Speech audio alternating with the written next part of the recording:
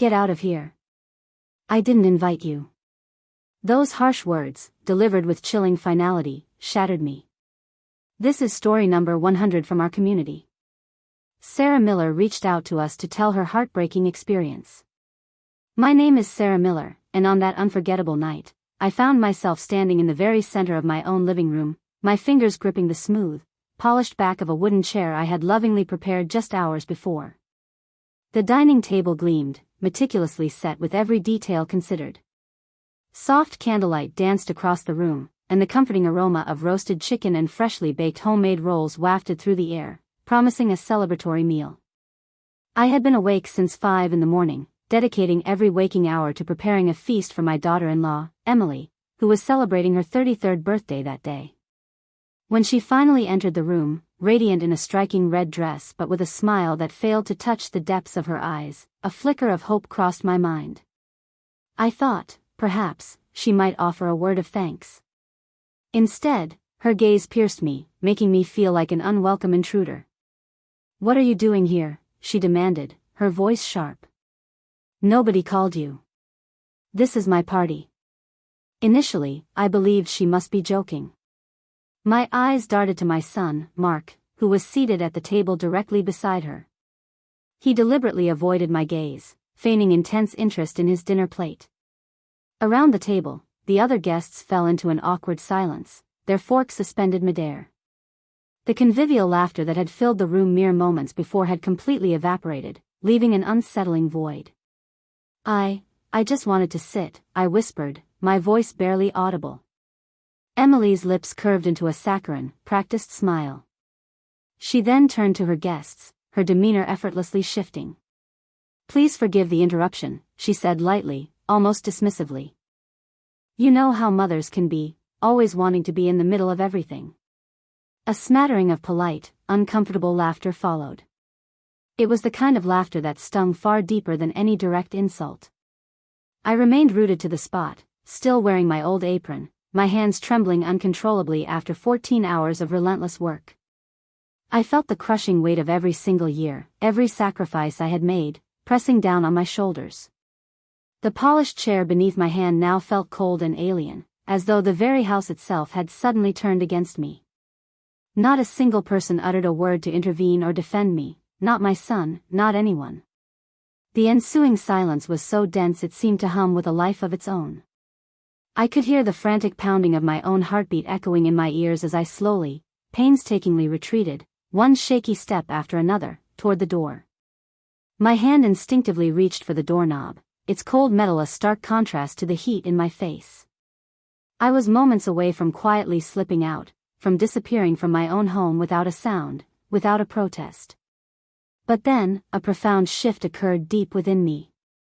It wasn't merely anger, nor was it even sadness that stirred. It was something far deeper, an ancient, dormant force that had been buried beneath layers of compliance for years. I took a slow, deliberate breath. And when I finally opened my eyes again, I was no longer the meek, quiet woman who had spent a lifetime making herself small. To truly comprehend the woman I had become in that moment, one must first understand the journey that led me there, where it all began. My story began in a small, close-knit town in northern Maine, a place defined by its long, harsh winters and where everyone intimately knew everyone else's life story. My parents raised 6 children, and as the eldest, responsibility fell heavily on my shoulders. By the tender age of 15, I had already mastered the art of cooking, mending clothes, caring for infants, and efficiently managing our household whenever my mother was too exhausted to carry on. People often remarked that I possessed steady hands, hands seemingly destined for the intricate work of building a home. Perhaps this inherent inclination is what later drew me to a career as a teacher. I believed deeply in the power of construction, not just of physical structures, but of people, of futures, of families. At 21, I met Thomas Miller, a quiet carpenter with the kindest brown eyes and the most remarkably calm voice I had ever encountered. He was a man of few words, but when he spoke, people listened with genuine attentiveness.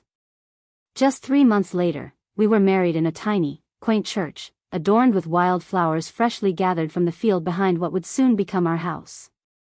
Tom, with his capable hands, built us a small, charming cottage on Willow Creek Road. The very first thing he crafted for me wasn't a practical table or a comfortable bed. It was a rocking chair. "You'll need this one day," he had said, his voice soft, "when we have children. You'll hold our baby here." I laughed, the notion feeling so wonderfully distant at the time. Precisely 1 year later, our son, Mark, was born. I vividly recall the way Tom gazed at him, as if he held the entire, fragile world cradled tenderly in his arms. We certainly weren't wealthy, not by any measure, but our home was always warm, filled with genuine laughter, and permeated by the comforting scent of pine from Tom's bustling workshop. Then, one crisp spring morning, our idyllic life shattered. Tom was working on a construction site when, without warning, the scaffolding collapsed. They informed me he had died instantly. I remember clutching Mark, who was only 6 years old, as he innocently asked, "Mom, when's Daddy coming home?" I couldn't answer. In that moment, my entire world had gone deafeningly quiet. We were left with no savings, no contingency plan, just this house and my unyielding determination to keep it. I relentlessly pursued every available job, tutoring students after school, meticulously cleaning houses on weekends, and selling my freshly baked homemade bread at the bustling farmers market.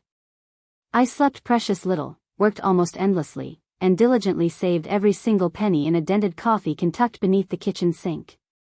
10 arduous years later, that house remained resolutely ours. Every wall, every nail, every single flower blooming in the yard carried a tangible piece of Tom and me. That little house was so much more than mere shelter. It was my very life, the battleground of my struggle, and the silent testament to my victory. I truly believed nothing could ever wrest it from me.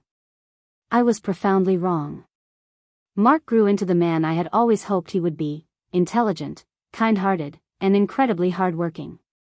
After graduating from college, he pursued a career as a civil engineer and moved to a city approximately an hour's drive from our quaint little town. Every Sunday, without fail, his call would brighten my day. Sometimes, he'd even drive down for dinner, often bringing thoughtful gifts like flowers or fresh bread from the specific bakery he knew I cherished. I often proudly told my friends, "Mark is my greatest achievement." And I truly believed it with all my heart. Then, one Thanksgiving, he brought someone new home with him. Her name was Emily Foster. She was 30 years old, exuded confidence, and possessed an effortless beauty that commanded attention the moment she entered any room. She told me she worked in marketing and had a deep appreciation for minimalist design. I didn't entirely grasp what minimalist design entailed, but she seemed polite enough. More importantly, when Mark looked at her, I saw a profound light in his eyes that had been absent for years. He was clearly deeply in love. That revelation, for me, was all that truly mattered. 6 months later, they exchanged vows in my backyard, beneath the majestic maple tree Tom had planted decades prior. The ceremony was small, beautifully simple, and brimming with hope.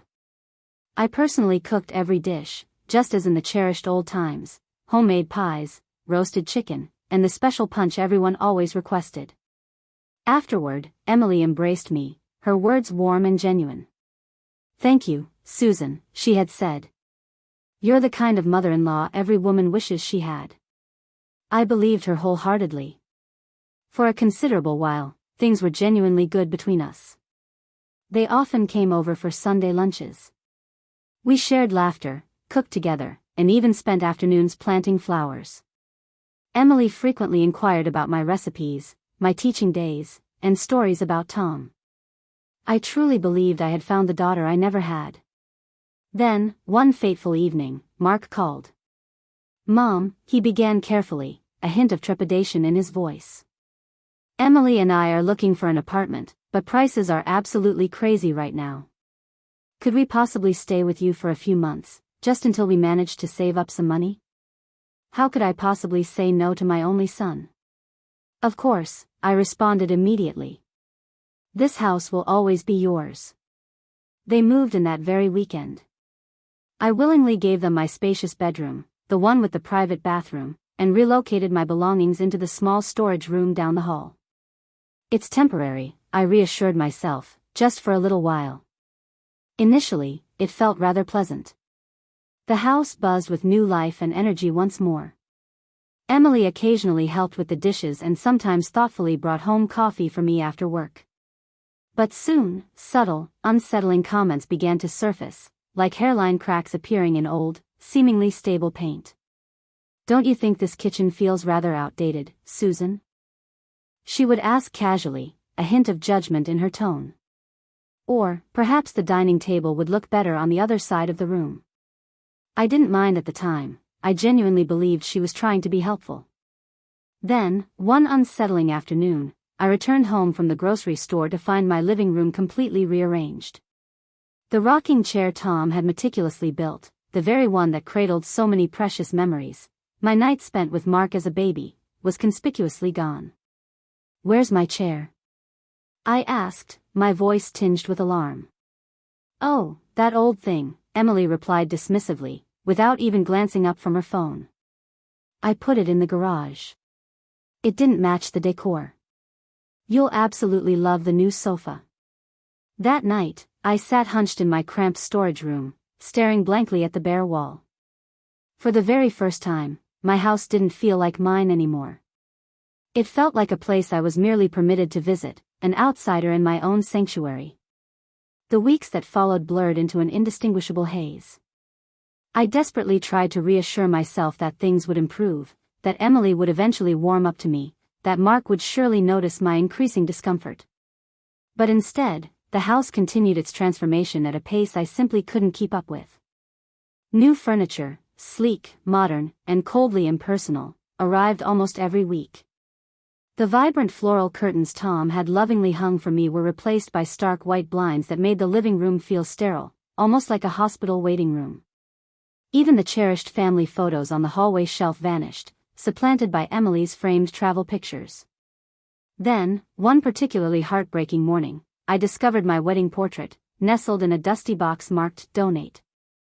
I stood there for a long, silent time, clutching the frame against my chest, desperately trying to comprehend how years of shared love could be erased so utterly and quietly. Then came Emily's birthday party, the culmination of weeks of unspoken tension. She had invited a throng of 20 people, friends from her office, her yoga class, and even her old college roommate.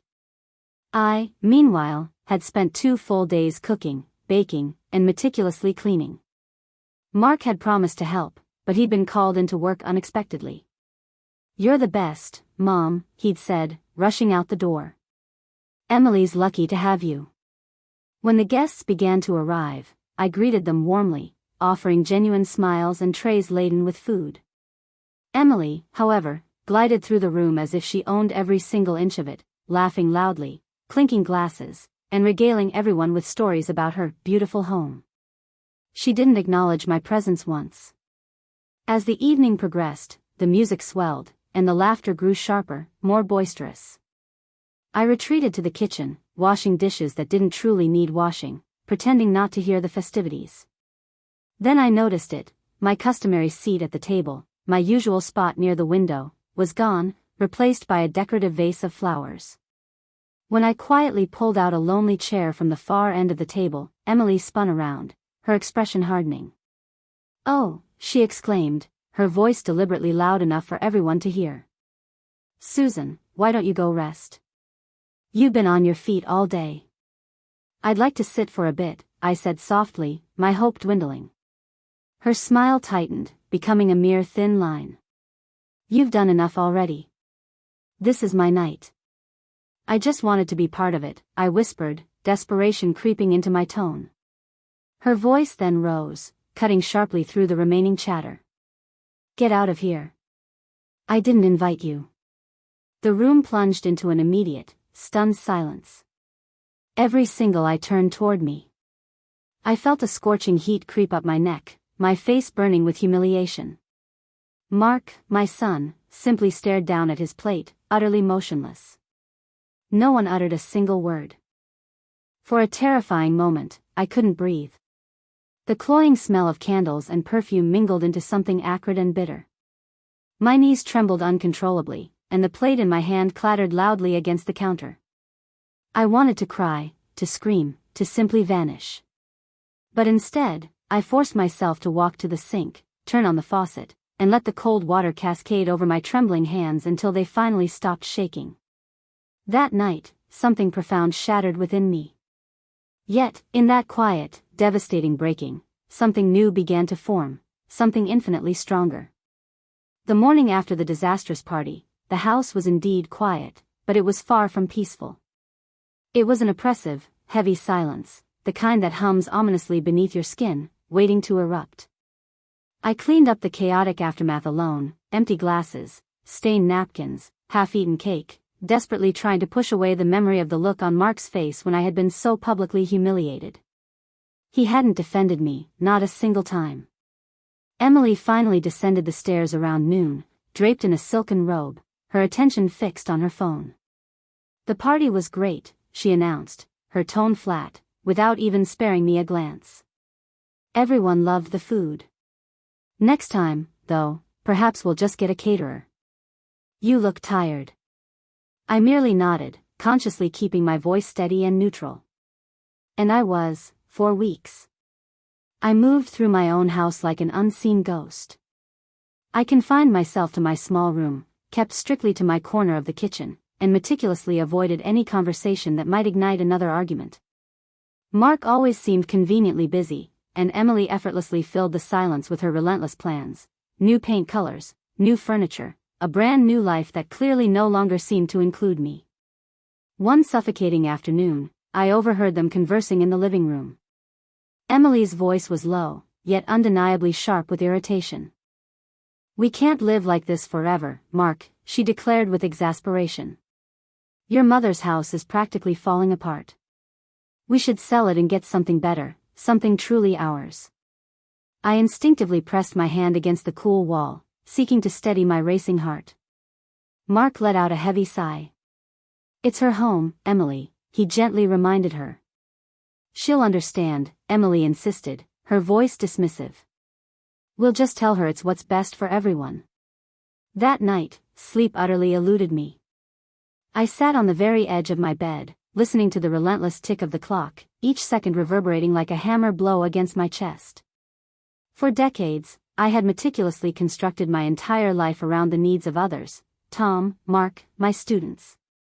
I had never asked for much in return, I had certainly never fought back. But now, they were systematically stripping away even my most cherished memories. A few days later, as I walked aimlessly in the yard, my neighbor, Mrs. Gable, leaned kindly over our shared fence. She was tenderly watering her vibrant tulips and immediately noticed the telltale dark circles beneath my eyes.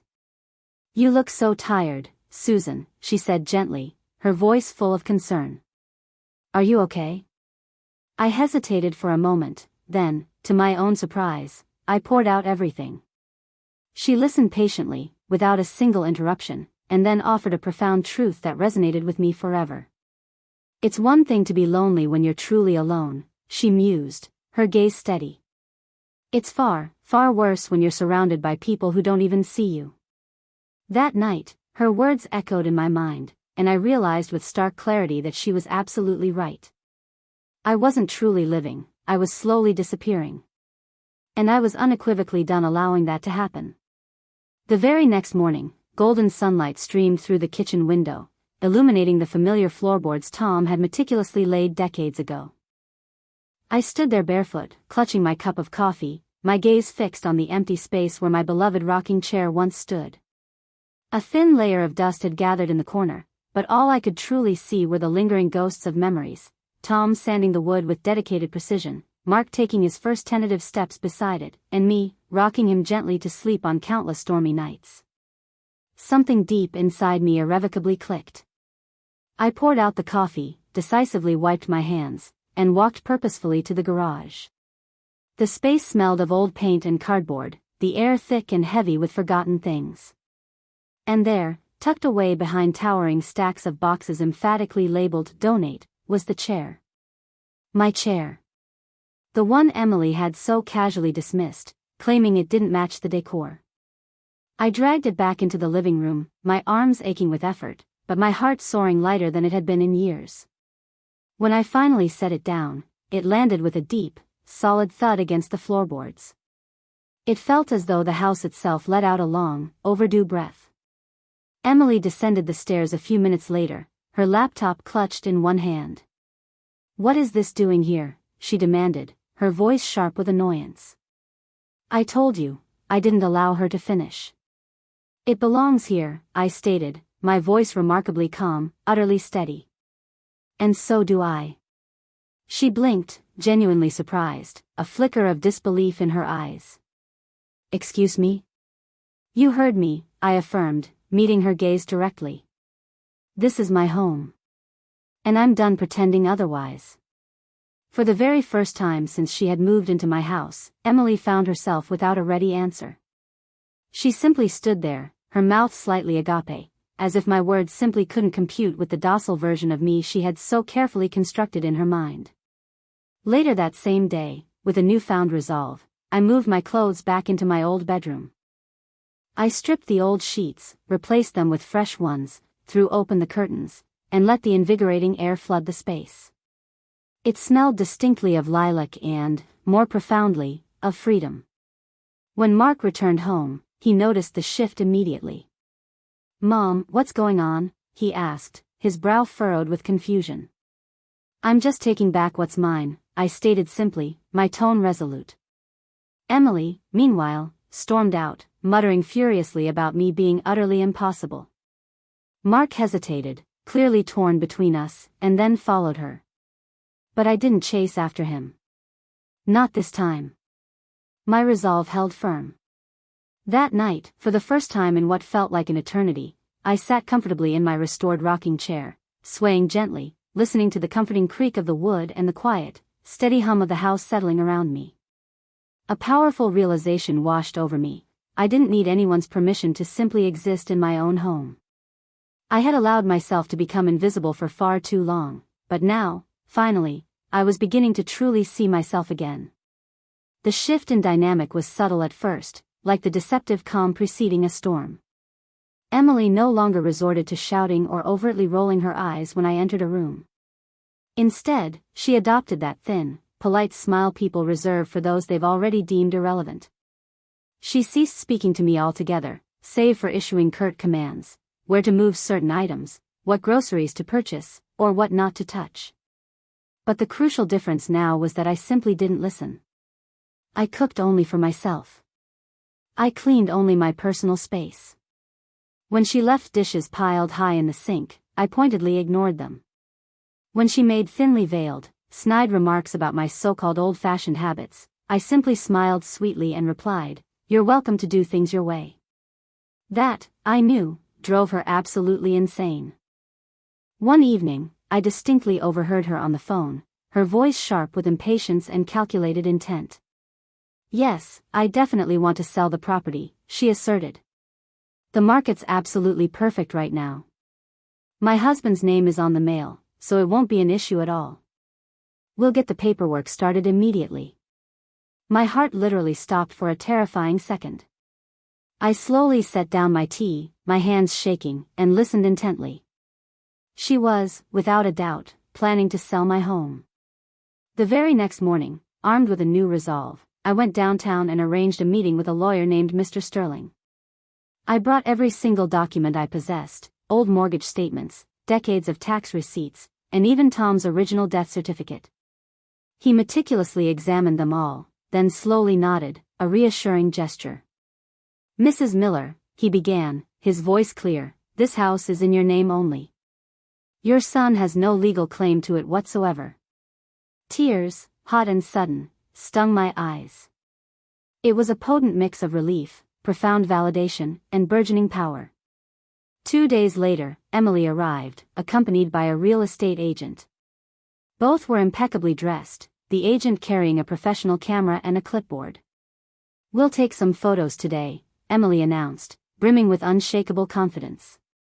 "Make sure all the lights are on." I calmly stepped forward and blocked the doorway, my stance unwavering. "No one," I stated, my voice firm, "takes pictures in my house." She frowned, her expression a mix of disbelief and annoyance. "Excuse me?" "You heard me," I reiterated, my gaze unyielding. "You don't own this place. You don't even belong here. The agent shifted uncomfortably, sensing the palpable tension. Perhaps we should come back another time, he suggested nervously. Emily's face flushed a deep crimson. Mark will hear about this, she snapped, her voice tight with suppressed rage. Good, I replied, my voice steady. He should. When they finally, reluctantly left, I stood in the hallway, my hands still trembling slightly, but it wasn't fear that coursed through me anymore. It was an exhilarating surge of strength.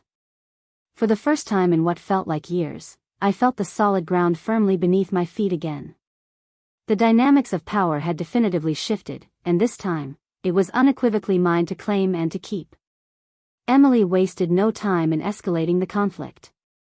That very evening, she cornered Mark in the kitchen, her voice low and menacing, yet sharp enough to carry distinctly into the next room where I sat. She's utterly impossible, Mark, she declared with exasperation. We simply cannot keep living like this. Either she goes, or I do. There it was. The inevitable ultimatum. The classic tactic employed by those who feel their control slipping away. Mark didn't respond immediately.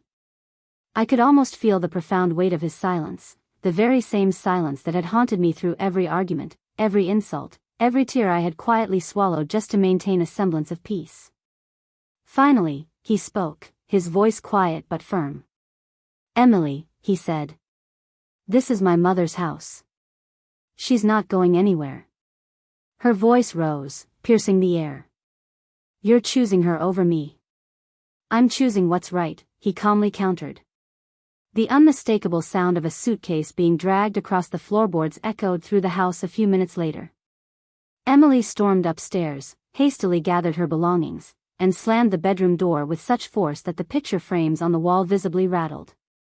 When she reappeared downstairs, she looked directly at me, her eyes blazing with venomous rage and utter disbelief.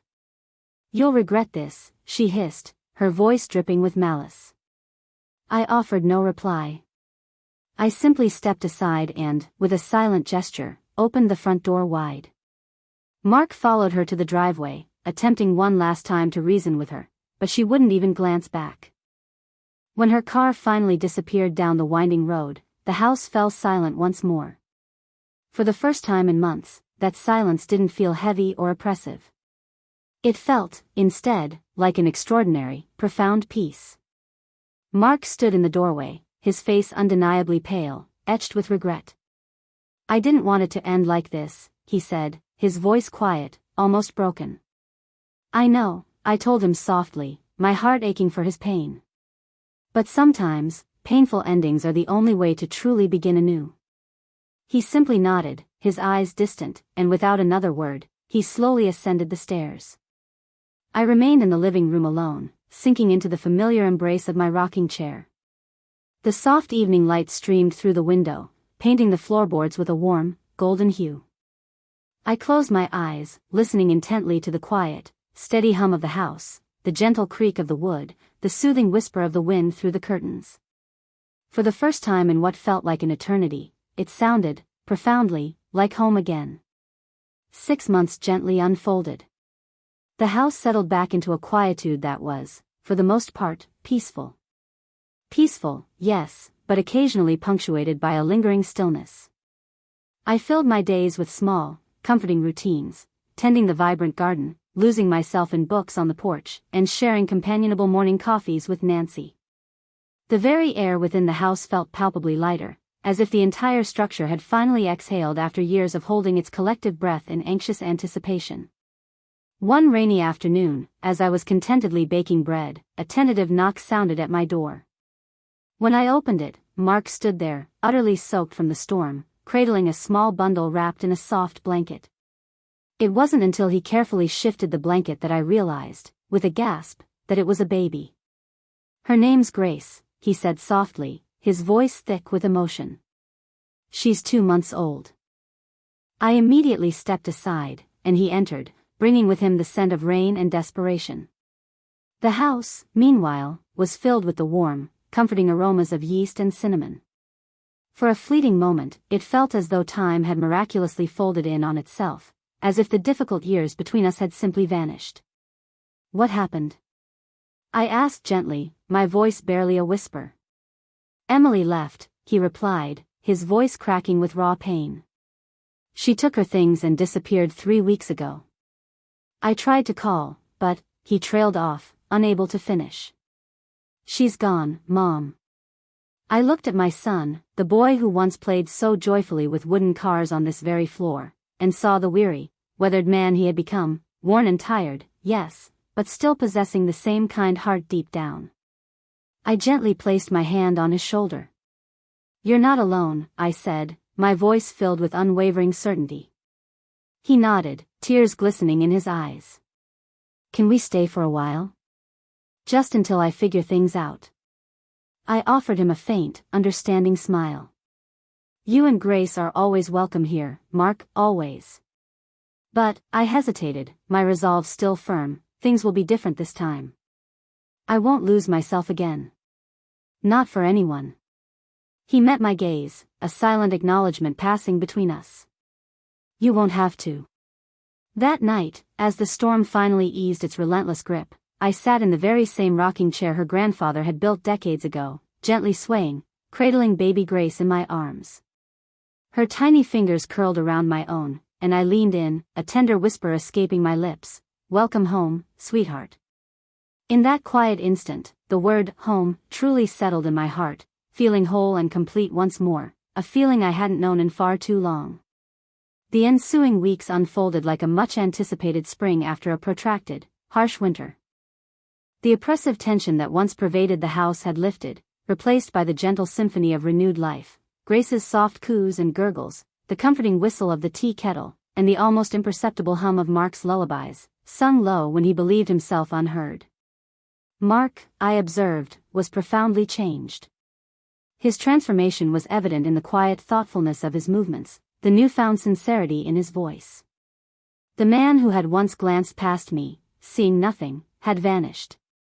In his place was someone who now turned to me, seeking guidance, a gentle warmth, and perhaps even the restoration of something vital he had come dangerously close to losing entirely.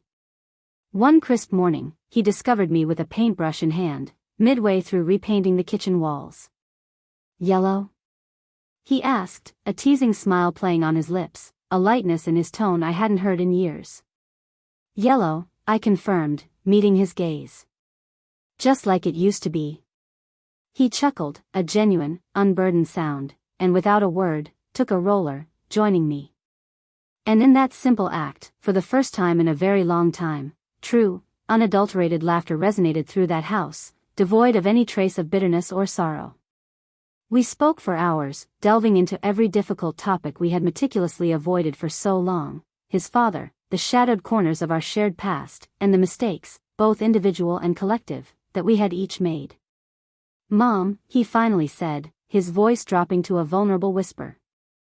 I know I can't undo what happened, but I want to make it right. I gazed at him, truly seeing him, and felt a profound softening deep within my own heart. You already are, Mark, I replied, my voice thick with emotion. Later that evening, nestled in my rocking chair with Grace softly breathing in my arms, I watched the sun dip below the horizon. Golden light flooded the room, painting the walls in warm hues, and my thoughts drifted over the winding path that had led me to this moment, the searing pain, the suffocating silence, the fierce defiance, and ultimately, the profound rediscovery of my own identity. I understood then, with absolute clarity, that this story was never, truly, about revenge. It was about reclamation, a reclaiming of self, a profound remembering that to lose oneself in the name of love is to misunderstand love entirely. It was about holding my ground, not out of anger or retribution, but out of an unshakable respect for myself, for the preciousness of my life, and for my hard-won peace. I looked down at Grace, who blinked up at me with calm, curious eyes, and a gentle smile touched my lips. One day, I whispered to her, my voice imbued with all the wisdom I had gained, you'll face your own battles. Just promise me this, my sweet girl, never let anyone diminish you or make you feel small within the sanctuary of your own home. The house settled into a quiet calm once more, but it was far from empty. It hummed with life, vibrant with laughter, illuminated by light, and resonant with the echoes of everything I had fought so fiercely to protect and reclaim. Months melted into a serene continuum, and the rhythm of my life settled into something profoundly peaceful, undeniably true. Each morning, I made it a ritual to draw back the curtains, inviting the sunlight to spill generously into every corner. I brewed 2 cups of coffee, one for me, and now, one for Mark, and watched Grace flourish, growing stronger, brighter, and palpably happier with each passing day. The house, once a vessel for bitterness and shame, no longer held those echoes. It breathed again, a living entity rejuvenated. The familiar floorboards creaked softly under my intentional steps, a comforting sound. The lemon tree in the garden, after years of dormancy, began to burst into fragrant bloom. And for the first time in what felt like decades, I experienced a genuine, unwavering sense of safety and belonging within my own 4 walls. Townspeople, on occasion, would inquire how I managed to forgive so much, so completely. I confess, I never had an easy or glib answer. Forgiveness, I had come to understand, isn't a gesture of letting others absolve their debts or escape accountability. Rather, it is an act of profound self-liberation, freeing oneself from the crushing weight and emotional burden that their actions had imposed. It doesn't equate to forgetting the pain, but rather, it is a conscious, resolute choice to simply stop carrying that pain any longer. One golden afternoon, Nancy stopped by, her cheerful grin as reliable as ever, a basket of freshly baked scones balanced in her arms. "So," she began, her gaze softening as she spotted Grace sleeping peacefully in her crib. "What's next for you, Sarah Miller?" I laughed, a sound full of genuine contentment. "Next?" I mused. "I think I'll just live." She nodded, a knowing glint in her eyes. "You've certainly earned that." After she departed, leaving behind the comforting scent of baked goods, I settled into the window seat, the one overlooking our blossoming garden. Sunlight dappled and flickered through the vibrant leaves, and a soft, fragrant breeze carried the earthy scent of damp soil mingled with the bright tang of lemons into the room. My thoughts turned inward, reviewing all that had transpired. I contemplated how insidiously love can sometimes blur into control, how a protective silence can imperceptibly morph into a desperate struggle for survival. And how, so often, true courage doesn't manifest as a thunderous roar. Sometimes, it is simply the quiet, unyielding decision to remain standing. I reached for my old photo album, a dust-laden relic I hadn't dared to open in years. Flipping through its pages, I saw Mark as a boisterous boy, gleefully covered in paint, and a faded image of Tom holding me close on the porch, a lifetime ago. There, within those pages, was the life I had meticulously built, the profound love I had tragically lost, and the resilient strength I had ultimately unearthed within myself. A soft smile graced my lips. If anyone had told me, years ago, that I would find profound peace not through the pursuit of revenge, but through the arduous yet deeply fulfilling journey of reclaiming my own identity, I might have dismissed them entirely. Yet, as I watched the setting sun paint the kitchen walls in a luminous, hopeful gold, I finally, completely understood. Sometimes, the most significant victory isn't about ensuring others pay for their transgressions. It's about the profound and liberating realization that you, in your essence, were enough all along. If there is one singular truth my story has indelibly etched upon my soul, it is this: no matter the depth of the hurt inflicted, no matter how long you have felt unseen or overlooked, no matter how much of yourself you have generously, perhaps foolishly, given away, it is never, ever too late to reclaim your life. For so many years, I mistakenly believed that love inherently meant sacrifice, that to be a truly good mother required me to remain silent, to endlessly give, and to never, ever ask for anything in return. But I learned, in the crucible of my own experience, that silence doesn't foster understanding, it merely teaches people how to ignore you. It took losing almost everything, my sense of pride, my personal space, my very voice, to finally grasp the undeniable truth: love without fundamental respect is not love at all. And on the pivotal day I finally found the courage to stand up for myself, I didn't lose my family. Instead, I found me. So, if you are listening to these words right now, and you feel trapped, unseen, or heartbreakingly forgotten, I want you to internalize this profound truth: you are not weak for yearning for peace. You are not selfish for diligently protecting your personal boundaries. You are not wrong for unequivocally saying no. Your voice matters, profoundly. Your life matters, unequivocally. And sometimes, the powerful act of reclaiming your inherent power doesn't begin with grand, sweeping gestures. It starts, instead, with a quiet whisper, a conscious choice, a singular, transformative moment when you definitively decide you have had enough. Because that, truly, is how genuine healing begins. It is not about vengeance, it is about profound freedom. It is about standing tall in your authentic truth, unwavering, even if that means standing alone for a little while. Therefore, wherever you are on your unique journey, whatever shape your personal story has taken, choose yourself. And if Sarah Miller's journey resonated with you, please don't forget to like this video, share it with someone you know who truly needs to hear this message, and tell us in the comments below, what would you do if someone attempted to strip away your peace? Because here, on The Art of Revenge, we delve beyond mere narratives of pain. We proudly share stories of indomitable strength, of profound self-rediscovery, and of courageously taking back the life that was, in essence, always rightfully yours to begin with.